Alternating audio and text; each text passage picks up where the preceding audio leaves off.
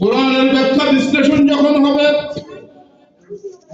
কোরআন শরীফের তাহফিজুল কোরআন হিফজ যখন করা হবে, সাবধান তোমরা, কোরআন শরীফ যখন তোমার সামনে পাঠ করা হবে, এটা শুধু কোরআন তেলাওয়াত হোক, কোরআন শরীফের তাফসীর হোক, কোরআনের বিষয়ে আলোচনা, কোরআন বিষয়ক আলোচনা, যখনই তোমাদের সামনে কোরআন পাঠ করা হবে, ফাসতামিউ লাহু, তখন কোরআনটা তোমরা অত্যন্ত মনোযোগ সহকারে শুনবে।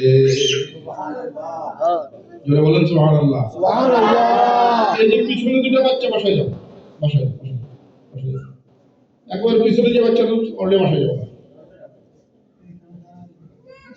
কথাটা বুঝতে পারছি আমরা? এক নম্বর আলোক কি? বলুন বলুন বলেন। চুপ থাকতে হবে। এক নম্বর আলোক কি? চুপ থাকতে হবে। وَإِذَا قُرِئَ الْقُرْآنُ فَاسْتَمِعُوا لَهُ, মনোযোগ সহকারে শুনবে। আর দুই নম্বর হলো আনসিতু, চুপ থাকবে।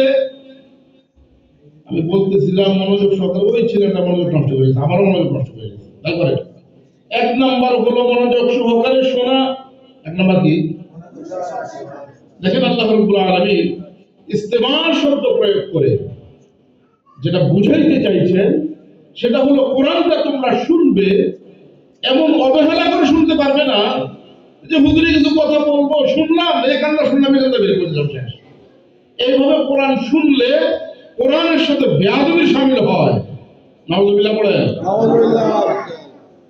ইস্তামিউ লাহু, ইস্তামিউ অর্থ হলো মনোযোগ সহকারে শোনো, মনের কান দিয়ে শোনো। মানুষের দুই প্রকারের কান আছে, একটা হলো গোশে দিল, চামড়ার কান, আর একটা হলো গোশে দিল, অন্তরের কান, হৃদয়ের কান। কোরআন শুনতে হবে হৃদয়ের কান দিয়ে, এই কান দিয়া না। কোন কানটা শুনতে হবে? হৃদয়ের কান দিয়ে শুনতে হবে। কোরআন শুনতে হবে একেবারে মনোযোগ সহকারে। ওয়ানসিতু লাহু, এবং একদম চুপ থাকতে হবে, চুপচাপ কোরআনের কথাগুলো শুনবে।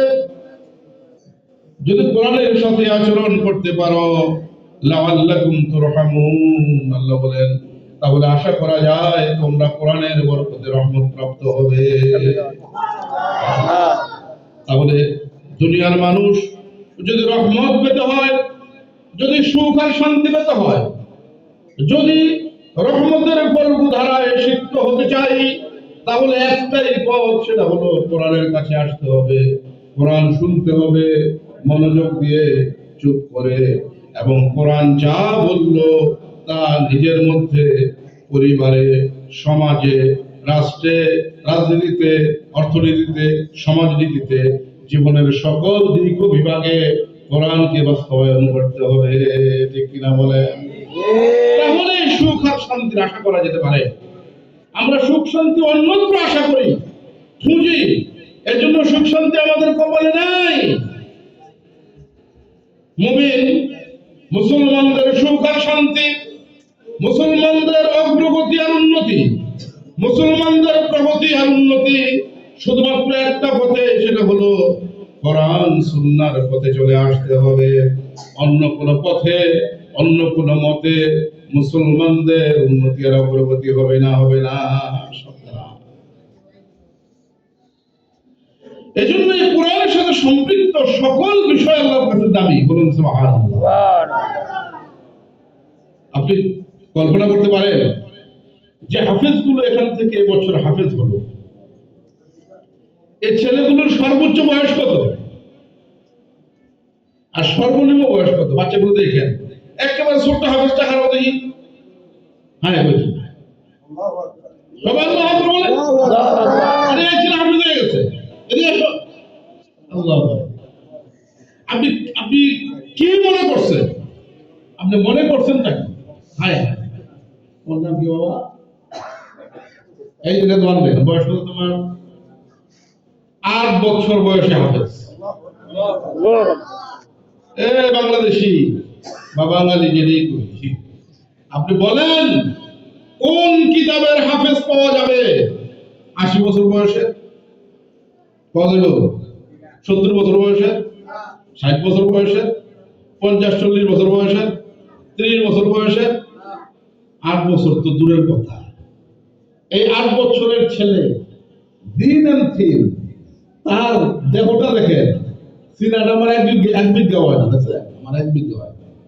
এই সিনাটা পুরো কোরআন শরীফটা। কি বলবো আপনাকে? আর কি দেখতে চান আপনি? আল্লাহর রহমান আর কি দেখতে চান? আল্লাহর কুদরত আর কোথায় দেখবেন আপনারা? আল্লাহ তো এই কথাটাই বলেছেন, ইন্না নাহনু নাযালনা যিকরা ওয়া ইন্না লাহু লাহাফিজুন। হে আমার বান্দারা, কোরআন আমি তোমাদের কাছে পাঠিয়েছি, নুসখা কোরআন তোমাদের কাছে আছে। মনে রাখবে, কোরআন তোমাদের কাছে পাঠিয়ে দিয়ে আমি অবসর গ্রহণ করি নাই, যে কোরআন তোমাদের হাতে ছেড়ে দিলাম এমনটি না, বরং আমি এই কোরআন অবতীর্ণ করেছি, আমি আল্লাহ নিজ হাতে কোরআনের সংরক্ষণ করব। এই বছর যত জায়গায় দস্তারবন্দির মাহফিল আমি বয়ান করছি, এত ছোট হাফেজ পাই নাই, এত ছোট হাফেজ পাই নাই। তোমাদের পুরস্কার করুন, এত ছোট হাফেজ পাই নাই। 8 বছর বয়সে হাফেজ বেড়ে যাবে। আপনি কি মনে করছেন? আমার ছেলে, আমি মনে করলাম আমার পোলা ছোট 12 বছর পরে হাফেজ। আমি মনে করছি আমার পোলা এই মধ্যে দাও, এই 500 টাকা তোমার দিলাম,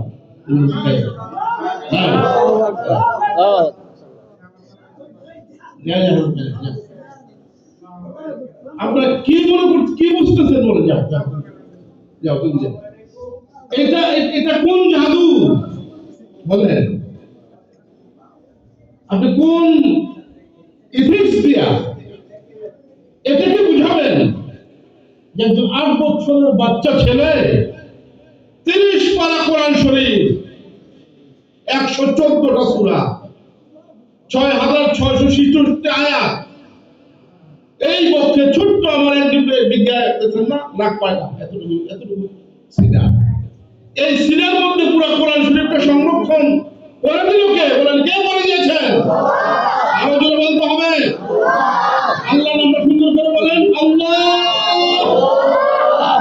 বলেন, আবার আবার বলেন, কে সংরক্ষণ করেছেন?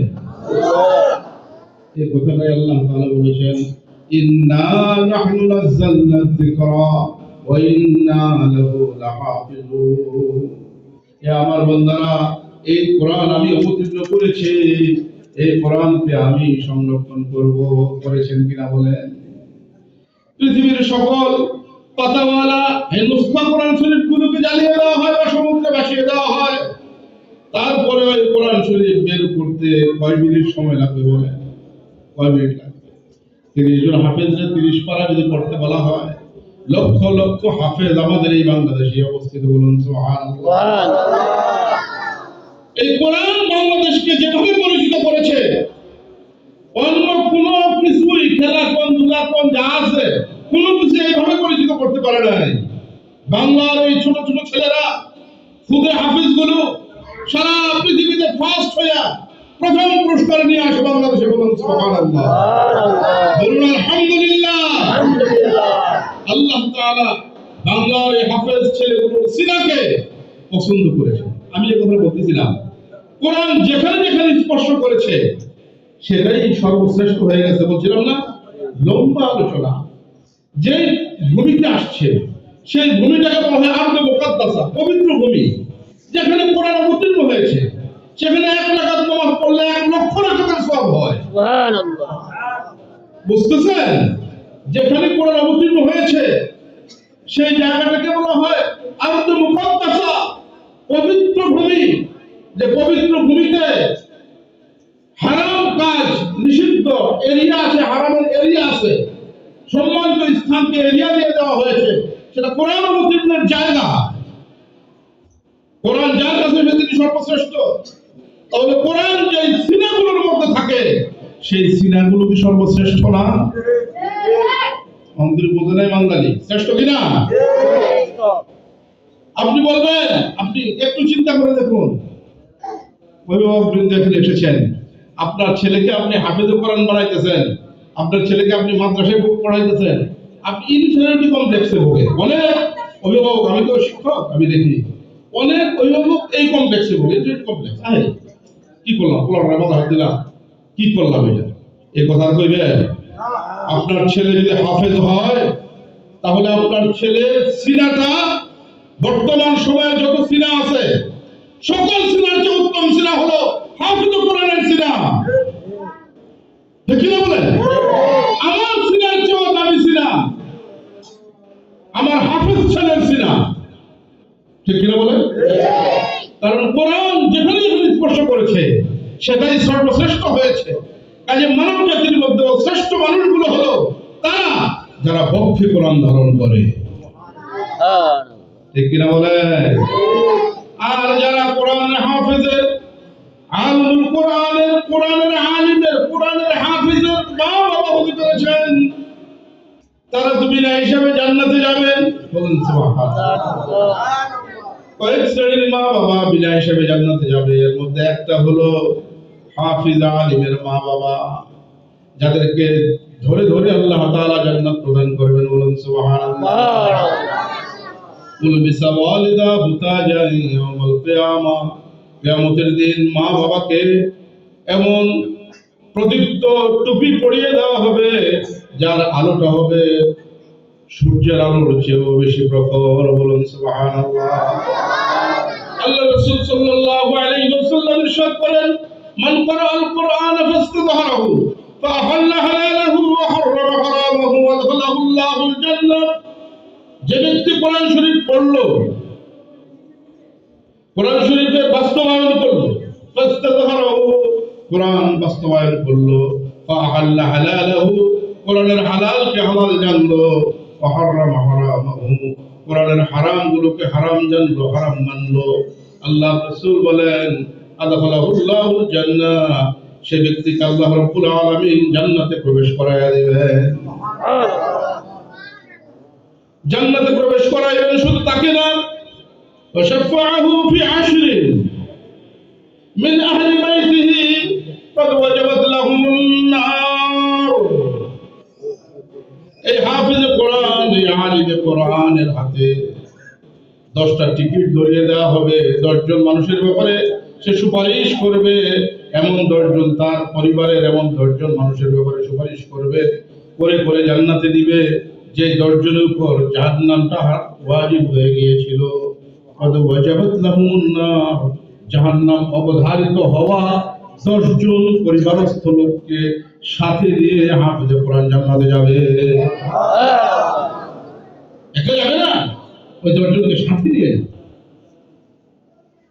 সুতরাং কোরআন শরীফ মূল বিষয়ে খেয়াল রাখবেন কোরআন যেখানে স্পর্শ করেছে তা দামি হয়ে গিয়েছে কোরআন যেখানে যেখানে স্পর্শ করে সেটাই সর্বশ্রেষ্ঠ হয় এখন এই কোরআনের প্রতি আমাদের দায়িত্ব এবং কর্তব্য কি এই বিষয়টা আমি কয়েক মিনিটে বলে শেষ করতে চাই এর আগে মাত্র 10 মিনিট আছে আমার সময় 10 মিনিট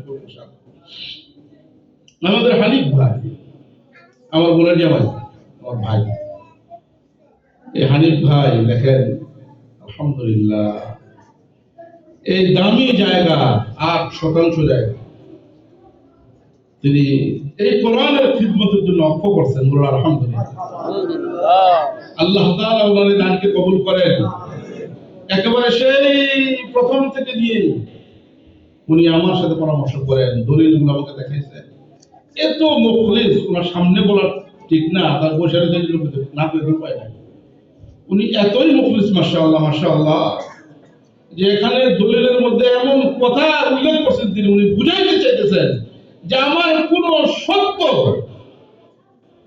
সত্যের পার্সেন্টেজও যেন এই প্রতিষ্ঠানে না থাকে বলুন সুবহানাল্লাহ আলহামদুলিল্লাহ আলহামদুলিল্লাহ আল্লাহ তাআলা আমার ভাইয়ের এই দানকে কবুল করেন বলুন আমিন আবার ওনার ছেলেই এই মাদ্রাসার পরিচালক যোগ্য না হলে দিনী প্রতিষ্ঠান যথাযথভাবে বেড়ে ওঠে না আলহামদুলিল্লাহ ওনার ছেলে হাফেজ মাওলানা জুবাইর দোনো দিকের লেখাপড়া আছে দোনো দিকের লেখাপড়ার প্রয়োজন খুব বেশি সাধারণ পড়াশোনা এবং মাদ্রাসার পড়াশোনা দুটা সমন্বয় হলে একজন মানুষ ব্যালেন্সফুল মানুষ হয়। অত্যন্ত দুঃখ এবং পরিতাপের বিষয় হলো এই জাতিকে ধ্বংস করার জন্য ব্রিটিশ কয়েক ধারার শিক্ষা ব্যবস্থা প্রবর্তন করে গিয়েছিল, যার প্রতিবাদেই দারুল উলুম দেওবন্দ প্রতিষ্ঠিত হয়েছিল। হক্কানি উলামায়ে কেরাম তৈরি হইতেছিলেন এবং এখন হচ্ছে। কিন্তু পাশাপাশি সাধারণ জ্ঞান সমৃদ্ধ না হলে উলামায়ে কেরাম বর্তমান সময়ের চ্যালেঞ্জগুলো মোকাবেলা করা সম্ভব না। কি বলেন ঠিক না? বর্তমান এই সময়ের চ্যালেঞ্জ মোকাবেলা করে দ্বীনের শ্রেষ্ঠত্বকে প্রমাণ করতে হবে মাদ্রাসার ছাত্রদেরকে। যেটা মাদ্রাসার ছাত্ররা করতেছে, বলুন আলহামদুলিল্লাহ। দেখেন না বিগত সময়ে ঢাকা ইউনিভার্সিটি প্রফেসর কয়ে বেরিয়েছে মাদ্রাসা ছাত্র যখন ফার্স্ট ও সেকেন্ড থার্ড হয়েছে ভার্সিটিতে নিয়ে কয়ে রয়েছে, আরে ঢাকা বিশ্ববিদ্যালয় তো সিনিয়র মাদ্রাসা হয়ে যেতেছে। মনে আছে আপনাদের কয়ে গেছিল? এখন তো প্রমাণিত হলে আসলেই মাদ্রাসা হয়ে গেছে, আসলেই মাদ্রাসা হয়ে গেছে। মাদ্রাসা ব্যাকগ্রাউন্ড ছেলেগুলোই ভার্সিটিতে ভালো ভালো অবস্থানে যাচ্ছে, বলুন আলহামদুলিল্লাহ। তো যে কথাটা থেকে আসলো কথাটা, জুবাইর দুনো দিকের পড়াশোনা, এখন ইউনিভার্সিটির পরীক্ষা দিচ্ছে সে, দুনো দিকের পড়াশোনায় সমৃদ্ধ সন্তান হানিফ ভাই তৈরি করেছেন। এই প্রসঙ্গে আমি হাদিসটা পড়েছিলাম মুসলিম শরীফের অত্যন্ত অথেন্টিক সনদে বর্ণিত হাদিস, আবু হুরায়রা রাদিয়াল্লাহু তাআলা আনহু থেকে বর্ণিত হাদিস। রাসূলুল্লাহ সাল্লাল্লাহু আলাইহি ওয়াসাল্লাম ইরশাদ করেন, মানুষ যখন মারা যায় তখন তার আমলের দরওয়াজাটা বন্ধ হয়ে যায়, ইল্লা মিন সালাস, তিনটি দরওয়াজা এমন যে তিনটা দরওয়াজা বন্ধ হয় না। এই তিনটা কি হয় না? বন্ধ হয় না। এই তিন দরজা দিয়া তার কবরে, তার পরিবার বর্গের কবরে সওয়াব পৌঁছতেই থাকে। সেই তিনটির একটা হলো সাদাকায়ে জারিয়া। একটা কি বলেন? সাদাকায়ে জারিয়া। সাদাকায়ে জারিয়া মানে প্রবাহমান দান। যেমন আপনি একটি রাস্তার পাশে গাছ লাগাইছেন, ফলদার গাছ, এই নিয়ত করে লাগাইছেন যে এই গাছ হইলে পরে যেই ফল খান আমার আপত্তি নাই, আমি মানুষের জন্য করলাম, যত মানুষ ফল খাবে এর সব আপনি খবর থেকে কবে থাকবে, গাছ যতদিন জিন্দা থাকবে। আপনি পানির ব্যবস্থা করে দিলেন, যতদিন এই পানি মানুষ ব্যবহার করবে ততদিন আপনি সব পাইতে থাকুন কবর বৈশাও। আপনি মসজিদ এই মাদ্রাসা করে গেলেন, যেমন হানিফ ভাই যেটা করছে করে গেলেন, কিয়ামত পর্যন্ত আল্লাহ তাআলা এই মাদ্রাসাকে কবুল করেন, বলুন আমিন। ততদিন পর্যন্ত এই মাদ্রাসায় যত পাঠ পঠন, যত দর্স তাদরিস, হাফিজ কোরআন বের হবে, এক সময় যোগ্য আলেম বের হবে, এক সময় যোগ্য ফকিহ বের হবে, এই সকল সওয়াব এই পরিবার কবরে বসে বসে বাইতে থাকবে, ঠিক না বলেন? সাদাকায়ে জারিয়া। দুই নম্বর হলো সেই নেক সন্তান, যে নেক সন্তান তার মা বাবার জন্য মৃত্যুর পরে দোয়া করে থাকে। আপনি বলেন, আপনি যদি আপনার সন্তানকে দোয়া শিখায় না যান, কি দিয়ে আপনার জন্য দোয়া করব? আপনি না শিখান দোয়া করব? এই জন্য সন্তানদের পরিপালনের ইসলামী বিধিবিধানগুলো আমি যদি এখন বলতে যাই আবার আধা ঘন্টা লাগবে। যার সন্তান আছে এক সহজভাবে বুঝে নেন, আপনার সন্তানকে মাদ্রাসায় পড়ান, অন্তত পক্ষে মাদ্রাসার ইবতিদায়ী শ্রেণীটা কোরআন শরীফ সহিহ পড়া, নামাজ রোজা পবিত্রতার মাসাইলগুলো শিখা, কোরআন শরীফকে পরিপূর্ণ সহিহ করা, এই বিষয়গুলো কমপক্ষে আপনার ছেলেকে শিখায় দেন, আপনার মেয়েকে শিখান। আপনার ছেলে মেয়ে জজ হোক, ব্যারিস্টার হোক, উকিল হোক, আর ডাক্তার হোক, ইঞ্জিনিয়ার হোক, যদি আপনি করতে চান করেন, কিন্তু আপনার ছেলে মেয়েকে দ্বীনের প্রাথমিক সহিহ মৌলিক শিক্ষাগুলো দিয়া তারপরে আপনি অন্য শিক্ষায় নিয়ে যান, ঠিক কিনা বলে? যদি এরকম সন্তান রেখে যায় কেউ, তাহলে কবরে বসেও সওয়াব পাইতে থাকে সন্তান, আল্লাহর দরবারে হাত উঠাই বলতে থাকে রব্বির রহমহুমা কামা রব্বায়ানি সগীরা। স্কুল কলেজে যারা বড় বাবারা, তোমরা আলেম ওলামার সাথে সম্পর্ক রাখবে। আলহামদুলিল্লাহ সুম্মা আলহামদুলিল্লাহ, আমাদের দেশের বর্তমান সময়ের তরুণ যুবকগুলো মাশাআল্লাহ, তোমাদেরকে শুকরিয়া, তোমাকে ধন্যবাদ। তোমরা ওলামায়ে কেরামের সাথে সহবত রাখো, সম্পর্ক রাখো, যার জন্য আমরা দেখি যেখানে নামাজের সময় হয় সেখানেই প্যান্ট থাকুক আর লুঙ্গি থাকুক আর পায়জামা পাঞ্জাবি থাকুক আর শার্ট থাকুক, ছেলেগুলো রাস্তায় নামাজে দাঁড়িয়ে যায়, ঠিক কিনা? তরুণরা, ইসলামের পক্ষে থাকবা, কোরআনের পক্ষে থাকবা। তুই ভার্সিটিতে পড়ো আর কলেজে পড়ো, যেখানেই পড়ো না কেন, যেখানেই তুমি পড়ো না কেন, स्कूल में पढ़ो, कॉलेज में पढ़ो, हाउ में भी पढ़ो, मगर बात तो यूं है कि असल को ना भूलो। মনে রাখবা, তুমি স্কুলে পড়ো, কলেজে পড়ো, ইউনিভার্সিটিতে পড়ো, যেখানেই তোমার পড়াশোনা হোক না কেন, এই কথাটা মনে রাখতে হবে। আসল কথা হলো, আসল আমার পরিচয়টা যেন আমি ভুলে না যাই। আমি মুসলিম, I am a practising Muslim. আমি একজন পরিপূর্ণ ইসলাম পালনকারী মুসলিম, ঠিক কিনা বলেন? ইসলাম পালনকারী মুসলিম। I am practising Islam Muslim, not I am Muslim only. আমি শুধু মুসলমান, নামধারী মুসলমান না।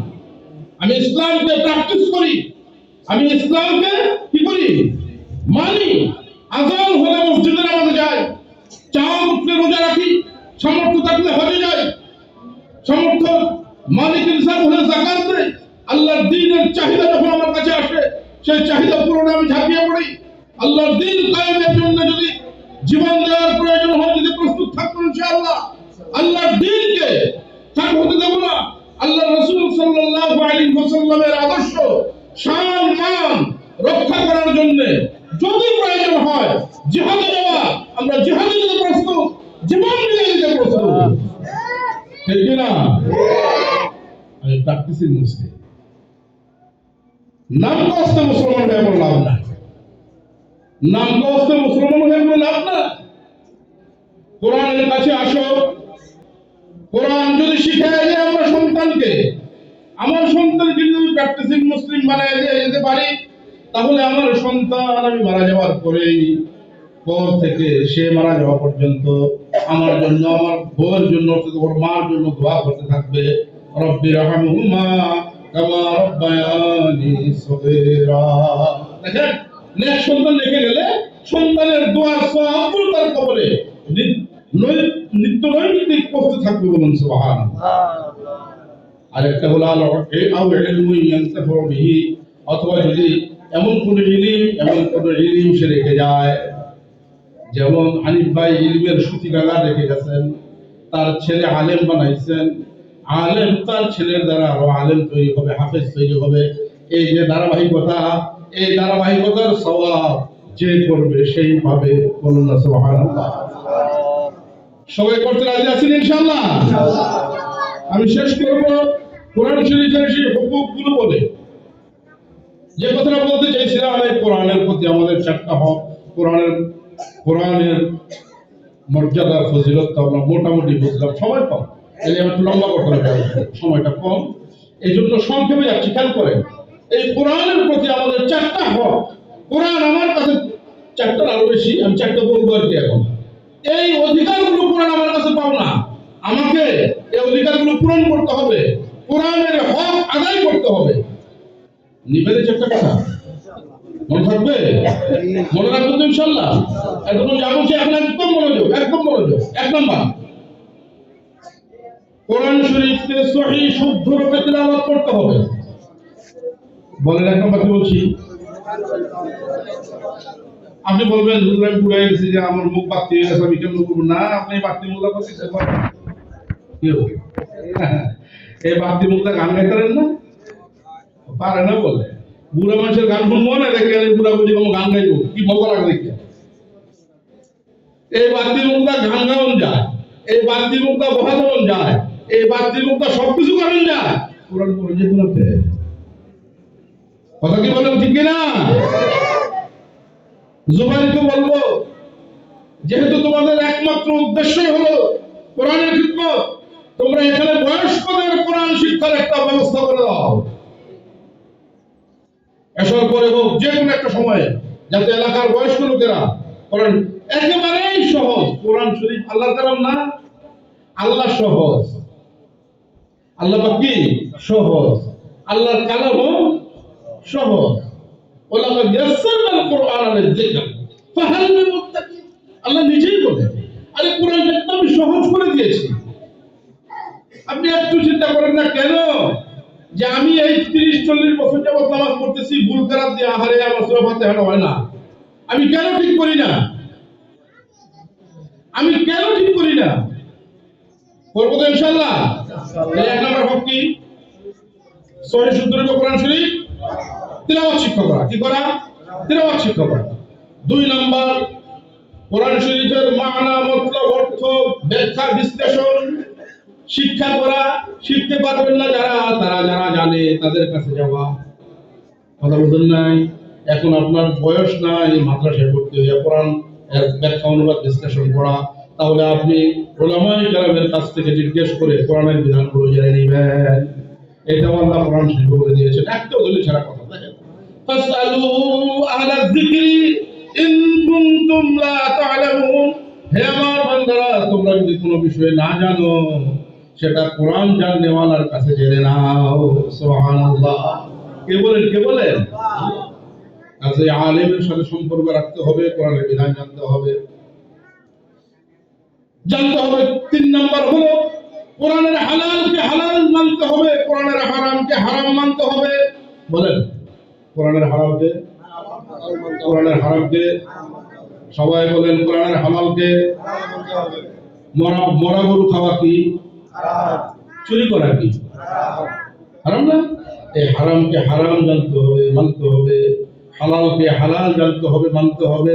কোরআনের বিধিবিধান জীবনের সকল ক্ষেত্রে বাস্তবায়ন করতে হবে। কোরআন শরীফ শুধু পাঠ পঠনের জন্য আসে নাই, কোরআন শরীফ গিলাফে বাইন্দা ওইখানে রেখে দেওয়ার জন্য আসে নাই, এই কোরআন বাস্তবায়ন হওয়ার জন্য এসেছে। কিতাবুন আনজালনাহু ইলাইকা লিতুখরিজান নাসা মিনাজ যুলুমাতি ইলান নূর। হে রাসূল, যে কিতাব আপনার কাছে আমি অবতীর্ণ করেছি, এই কিতাব এই জন্য পাঠাইছি আপনি এই কিতাবের মাধ্যমে মানুষগুলোকে অন্ধকার থেকে আলোর দিকে নিয়ে আসবেন। বলুন সুবহানাল্লাহ।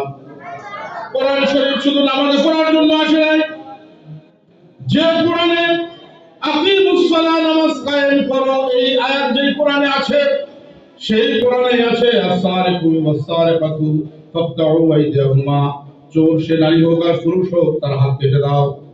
এটা আরেক কিতাবের কথা না, কোরআনের কথা। আমার কথা শেষ করে এই কথাটা বলি। তাইলে আকিমুস সালাহ দ্বারা যদি নামাজ ফরজ হয়, ফাকতাউ আইদিয়াহুমা দ্বারা চোরের হাত কাটা ফরজ হয় না? কি কোন ফরজ হয় না? এই ফরজ পালন করতে হবে আপনার উপরে, এটা ফরজ পালন করা ফরজ না, প্রশাসনের উপর ফরজ। সুতরাং কথা আমার শেষ, কোরআন শুধু নামাজ, রোজা, হজ, যাকাত এগুলো এস্টাবলিশ করার জন্য আসে নাই, কোরআন জীবনের সকল ক্ষেত্রে বাস্তবায়িত হতে এসেছে। কোরআনে 500 হুকুমের আয়াত আছে, চুরির বিচার, ডাকাতির বিচার, রাহাজানের বিচার, বাটপাড়ির বিচার, বিদেশে অর্থ পাচারের বিচার, দুর্নীতিবাদের বিচার, হত্যাকারীর বিচার, জিনাকারীর বিচার। এই বিষয়গুলো কার্যকর করতে হবে না, কোরআনে করতে হবে না, কিন্তু আমরা করতে পারবো? কেন পারবো না? একটা ব্যবস্থাপনার জন্য পারি না। সেই ব্যবস্থাপনাটা হলো কোরআনের আইন বাস্তবায়িত নাই, এজন্য পারি না। ঠিক কিনা বলেন? উদাহরণ দিয়ে বুঝবেন, নামাজ আর ওযু। ওযু করা, এখন কি ওযু করা আমার জন্য ফরজ? ফজরের আযান দিলে ফরজ নামাজ পড়ার জন্য ওযু করা কি ফরজ? করেন ফরজ নামাজ আদায়ের জন্য ওযু করা কি ফরজ? নামাজ না ওযু করা কি না ফরজ না? তাহলে ফরজ নামাজের জন্য ওযু করা ফরজ, মানে আপনি যদি পবিত্রতা অর্জন না করেন ওযুর দ্বারা, তাহলে নামাজ হবে না। ওযুটা ফরজ হয়েছে নামাজ ফরজ আদায় হওয়ার জন্য। ঠিক তদ্রুপ একটা ব্যবস্থাপনা আছে সমাজে, রাষ্ট্রে, রাষ্ট্রযন্ত্রে, সাংবিধানিক ব্যবস্থাপনা। যে ব্যবস্থাপনাটাকে ওযু না করাইলে চোরের হাত কানুন যায় না। আমি বুঝাতে পারতেছি না, সময় শেষ। বুঝাতে পারছি যে ব্যবস্থাপনাটাকে অজু না করাইলে, আমি যেমন আমাকে অজু না করাইলে, কি হয় না? নামাজ পড়া যায় না, নামাজ হয় না, নামাজ হয় না। অর্থাৎ আল্লাহ পাকের ফরজ বিধান আমার দ্বারা পালন হচ্ছে না ওযু না করার কারণে। ঠিক তদ্রুপ রাষ্ট্রীয় ব্যবস্থাপনাকে ওযু না করালে চোরের হাত কাটা যায় না, জিনাকারের বিচার করা যায় না, ডাকাতির বিচার করা যায় না। কাজেই নামাজের আগে যেমন ওযু করা ফরজ, জমিনে আল্লাহর দ্বীন কোরআনের আইন বাস্তবায়ন করা ফরজ। এবং এই ফরজটা কোনো সংগঠনের না, এই ফরজটা প্রতিটি মুমিনের উপর ইন্ডিভিজুয়ালি ফরজ, প্রতিটি মুমিনের উপর ইন্ডিভিজুয়ালি ফরজ। এই ফরজ যতদিন আদায় না হবে ততদিন পর্যন্ত মুক্তি আশা করতে পারে না। তাই রাজনীতি নাই, সকল নবী রাজনীতি করেছেন। এই যে মহাদেশ শব্দ করা, অনেক বড় বড় মহাদেশ শব্দ করা, বুখারী হাদিস গুলো জিজ্ঞেস করেন, কানাত বানু ইসরাঈল তাসুসুহুমুল আম্বিয়া, বনি ইসরাঈলের সকল নবীগণ সিয়াসত করেছেন, তাসুসু সিয়াসত, রাষ্ট্র পরিচালনা করেছেন, আল্লাহর আইন বাস্তবায়ন করেছেন।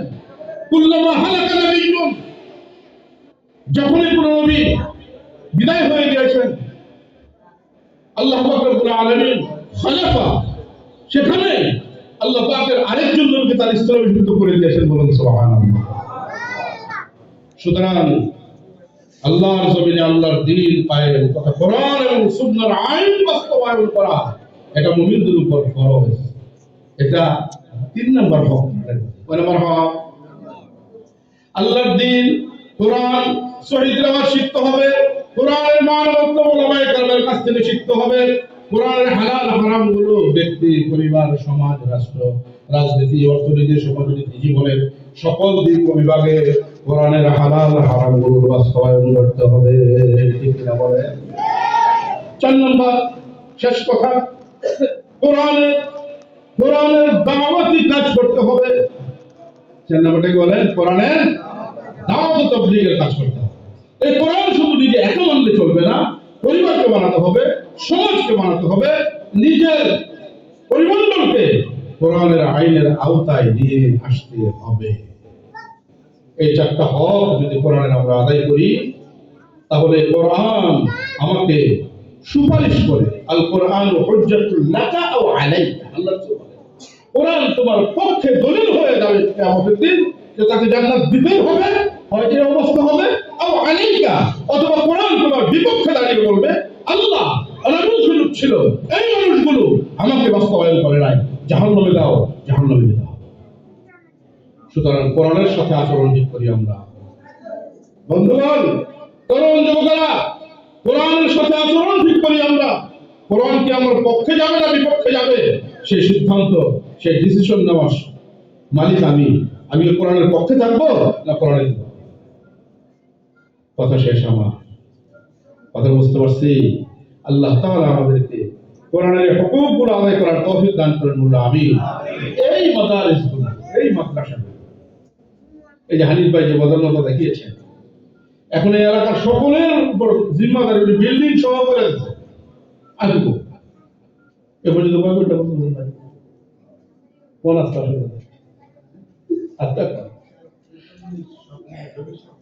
জমি সহ 4.5 কোটি টাকার মতো, জমি সহ 4.5 কোটি টাকা তিনি এখানে ব্যয় করছেন এখনো পর্যন্ত। তো সবাই একটু মারহাবা বলেন না, বলেন মারহাবা। এখন এটাকে এর মধ্যে মানুষ 7.5 লক্ষ টাকা করে পাইছে, এটাও স্বীকার করলেন। কোনো 4.5 কোটির মধ্যে 7.5 লাখ কোনো ব্যাপার না। বলতেছিলাম, এখন এই মাদ্রাসাকে আমাদের সকলকে দেখে রাখা উচিত না? ইখলাসের উপর ভিত্তি করে প্রতিষ্ঠিত এই মাদ্রাসা, আল্লাহ তাআলা অবশ্যই কবুল করবেন। এই মাদ্রাসা কোরআনের হক আদায় করে নেওয়ালা সচেতন ওলামায়ে কেরাম বের করবে ইনশাআল্লাহ। আল্লাহ তাআলা আমাদের সকলকে কবুল করেন, আমিন।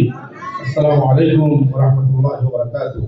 আমি একটু বেশি নিছি, মাফ করবেন, একটা বেশি। আলহামদুলিল্লাহ, আমাদের মুহতারাম আলোচকবৃন্দ অত্যন্ত গুরুত্বপূর্ণ নসিহত পেশ করছেন, আমরা সেগুলো শ্রবণ করতেছি। এ পর্যায়ে আমরা মাদ্রাসার একটা প্রদর্শনী দেখব। আমাদের অত্র মাদ্রাসার ছাত্ররা নামাজ কালাম সত্য পড়াতে পারে, সেই সঙ্গে সবার একটা আশা থাকে যে সন্তানকে মাদ্রাসায় পড়াবে এবং সেই সন্তান যাতে করে বড় হয়ে মা বাবার জানাজা পড়াইতে পারে, দাদা দাদি নানা নানির জানাজা পড়াইতে পারে। সেই জানাজার নামাজ আমাদের এই মাদ্রাসার ছোট ছোট শিক্ষার্থীরা শিখে গেছে এবং সেটা আপনাদেরকে প্রদর্শনের মাধ্যমে দেখানো হবে যে তারা কিভাবে জানাজার নামাজ পড়ে। তার আগে আমরা কোরআনুল কারীম থেকে একটা তেলাওয়াত শুনবো। কোরআনুল কারীম থেকে তেলাওয়াত করবেন আমাদের অত্র এলাকার সুপরিচিত ব্যক্তি সিরাজ কাকার নাতি ওমর ফারুক।